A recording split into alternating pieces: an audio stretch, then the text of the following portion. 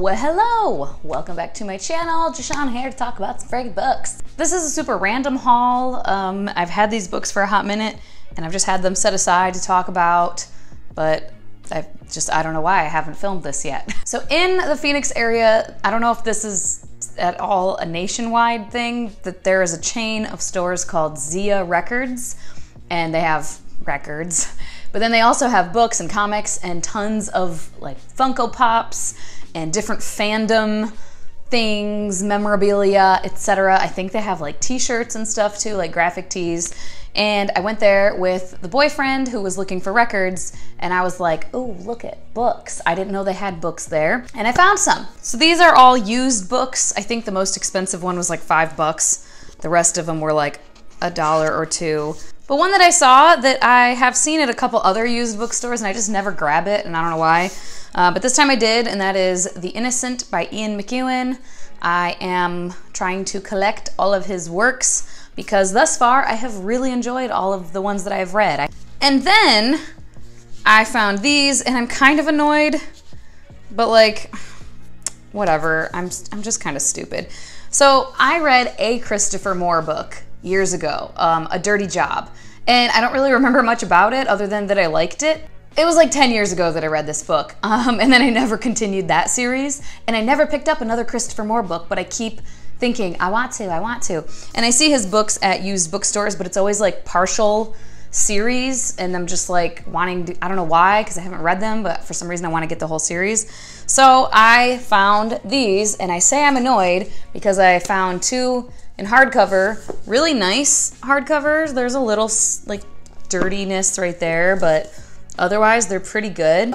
But then the other one in this trilogy was paperback, but I was just like, two of them are hardcover though, I'll just get it. I don't know, I might end up not even liking it, who knows?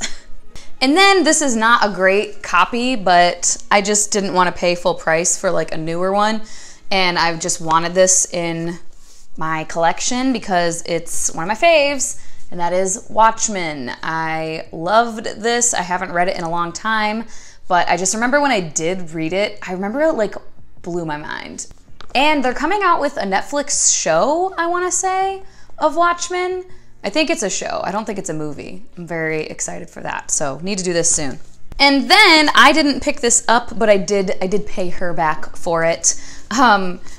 Miss Elliott was out and about at local bookstores and found another edition of Wuthering Heights that I did not have, and I just thought it was so cool. It's like a cloth-bound hardcover with this lovely little picture on the front.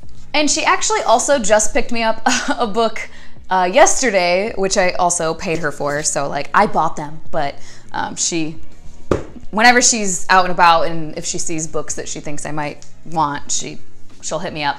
And Pride by Evie Zaboy, because she knows that I really enjoyed that. And I do want the pink one, but it's like $20 on eBay and stuff, the what was it, Fairy Loot edition, and I just can't justify spending $20. I don't know, I don't like to do that unless it's like a brand new book. So I don't know, whatever. She got me that though. And then recently, actually when I was on my way back from the Philippines, I got an idea in my head for a new work in progress, and I picked up a few books because the book that I have completed that I'm working on editing and everything is an urban fantasy. So it's set in our world, but there's fantastical elements, right? There's Greek mythology coming into our world. As far as the world is concerned, it's very Percy Jackson-esque. Like, it's just our world, and then there's like Greek mythology creatures and stuff kind of popping in. And then I got an idea for one that would be a true like fantasy, high fantasy, I guess, with just a made-up world. But when I started thinking about it and kind of writing it down, I was finding that I was thinking of very like Celtic or Gaelic, Irish, like folklore type things, or indigenous American, Native American type things, Inuit, like just those types of like pieces of folklore. And I wasn't necessarily thinking of anything in particular, but just that vibe as far as a world building. So I picked up some books. I picked up The Romance of Tristan, which is the story of Tristan and Isolde. Also picked up Celtic Myths and Legends by Peter Beresford Ellis. This is like a library binding, I guess. Mythology of the Inuit. Very, very small book. Just kind of like a brief thing. I thought I had another one in that realm, but I guess not. But yeah, I just picked those up because, again, I don't want my world to be like based on any of that. I am not a Native American of any sort, so I'm not trying to like write their story. But just like I said, Native American, Inuit, tribal mythology, and then the Gaelic, Celtic mythology. I wanted to pull from those types of things, basically just kind of like inspired by. And then on my Kindle, I picked up a couple of ebooks. I had some credit. I don't really know what for, but I did. And then also the Amazon First Reads thing. One is actually by a self-published author who I read and reviewed their first book in a new series. Where is it? The Kishi? I think, yeah, The Kishi by Antoine Bandele. And he has basically a novella in that same world.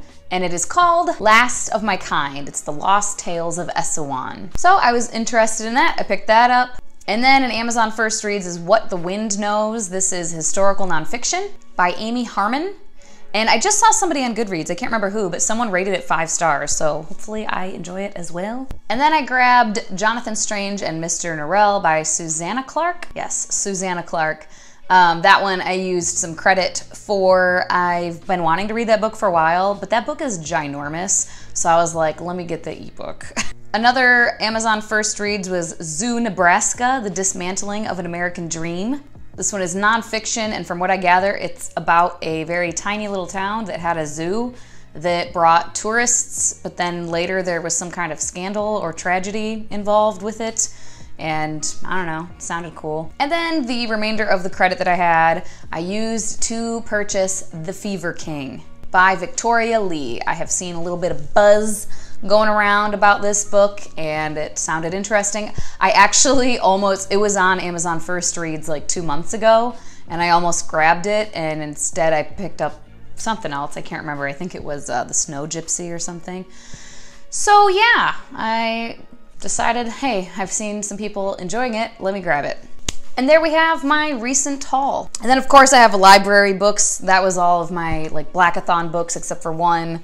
My Pushina Corn pick of the month, that was from the library. So that was like 6 books from the library that I have to return now. If you have read anything that I talked about and have any thoughts, let me know down in the comments. As always, I appreciate your time. Hope you guys have a wonderful day, and I will talk to you later.